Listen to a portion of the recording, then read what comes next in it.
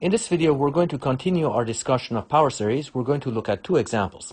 Find the radius and interval of convergence of the following power series. Question A, summation n equals 0 to infinity, negative 1 to the power of n times x to the power of 2n plus 1 divided by 2 to the power of 2n plus 1 times n plus 1 factorial times n factorial.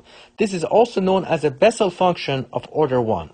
Question B, summation n equals 1 to infinity, n factorial times 3x minus 9 to the power of n. In both cases, we're going to apply the ratio test. So we're going to look at the ratio, limit, n approaches infinity, absolute value of a sub n plus 1, divided by a sub n. All right, let's look at question A first. We're going to apply the ratio test. So the general term a sub n is equal to negative 1 to the power of n times x to the 2n plus 1 divided by 2 to the power of 2n plus 1 times n plus 1 factorial times n factorial. Applying the ratio test, we get limit n approaches infinity, absolute value of a sub n plus 1. So plug in n plus 1 wherever we see an n. So we get negative 1 to the power of n plus 1. We do this very carefully, very easy to make mistakes on these exponents. X to the power of 2 times n plus 1 in brackets plus 1 divided by 2 to the power of 2 times n plus 1 in brackets plus 1 times n plus 1, we get n plus 2 factorial times n plus 1 factorial divided by a sub n term, so we get negative 1 to the power of n, x to the power of 2n plus 1 divided by 2 to the power of 2n plus 1 times n plus 1 factorial times n factorial, absolute value. Now we simplify this, so we get limit n approaches infinity. We'll rearrange things, do some algebra, so we get x to the power of 2n plus 2 plus 1, so we get x to the power of 2n plus 3 in the numerator. And we're going to flip this fraction because we're dividing by this fraction, so we reciprocate it. So divided by x to the power of 2n plus 1 times negative 1 to the power of n plus 1 in the numerator divided by negative 1 to the power of n in the denominator times 2 to the power of 2n plus 1, because this term is going to flip and end up in the numerator, divided by 2 to the power of 2n, so we get 2 times n plus 1, so we get 2n plus 3 in the denominator, times, and we get n plus 1 factorial times n factorial. This is coming from the denominator here that ends up in the numerator because we flip it, divided by, and now this is a tricky part. I'm going to rewrite n plus 2 factorial in such a way that we have a factorial cancellation. So we'll rewrite it as n plus 2 times n plus 1 factorial. So n plus 2 times n plus 1 factorial. And similarly, we will rewrite n plus 1 factorial as n plus 1 times n factorial, so we can have cancellations. So now let's cancel things out. So n factorial cancels with n factorial, and n plus 1 factorial cancels with n plus 1 factorial. And if we simplify this, we're going to get limit n approaches infinity, absolute value of, so here we have the same base, the base is x, subtract off the exponents, we get x squared, times, we have negative 1 to the power of n plus 1 divided by negative 1 to the power of n, so we just get negative 1. Same base, subtract off the exponents.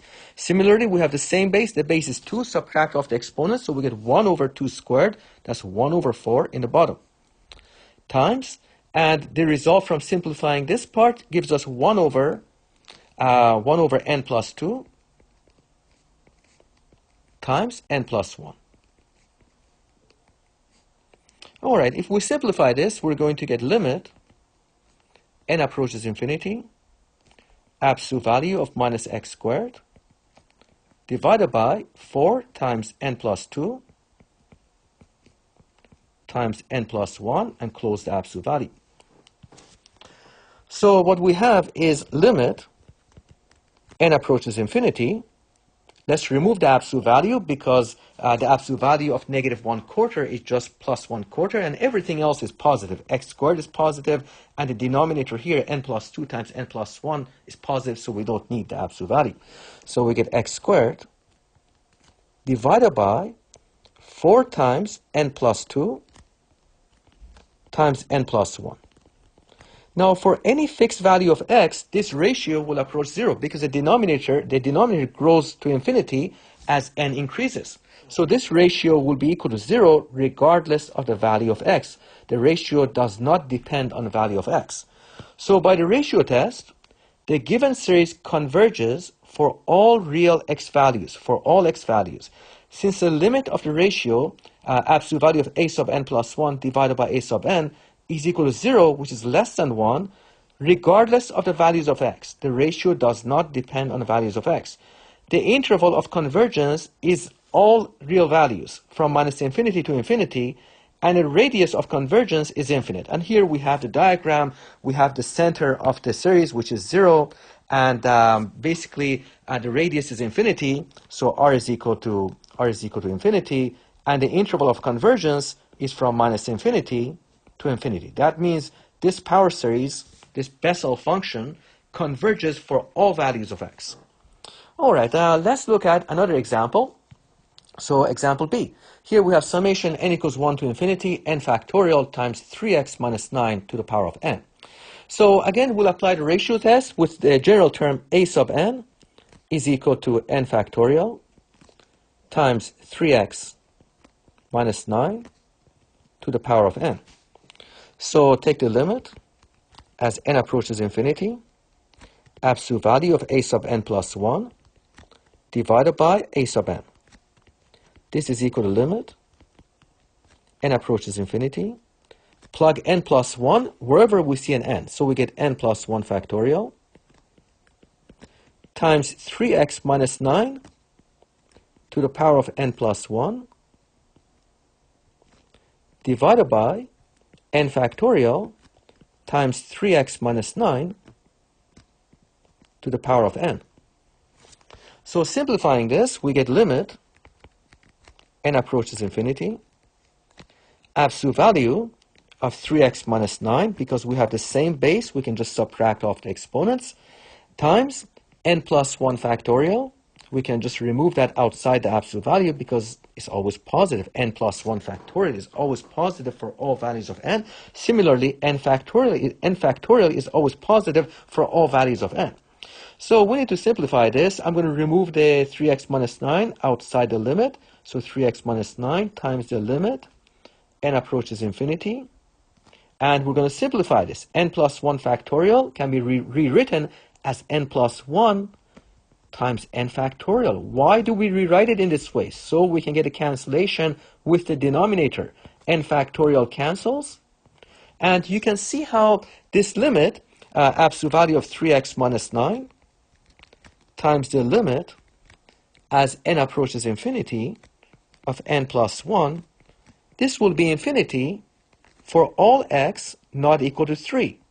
So if you put a value of x that's not equal to 3, this limit will approach infinity. So the given series only converges, the given series that we're given, which is n equals 1 to infinity, n factorial times 3x minus 9 to the power of n, only converges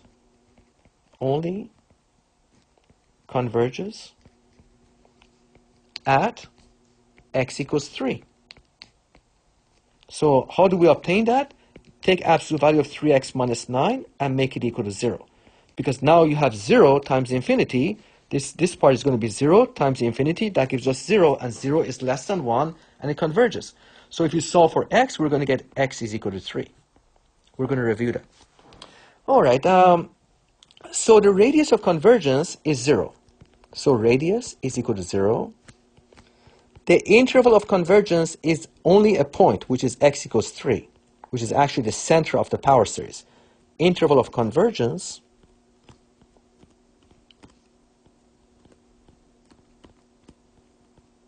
is x equals 3.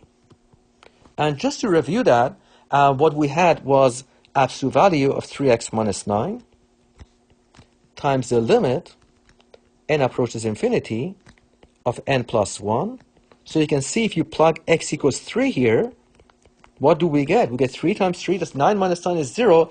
0 times the infinity, that gives us 0, which is less than 1. And by the ratio test, because the ratio is less than 1, converges.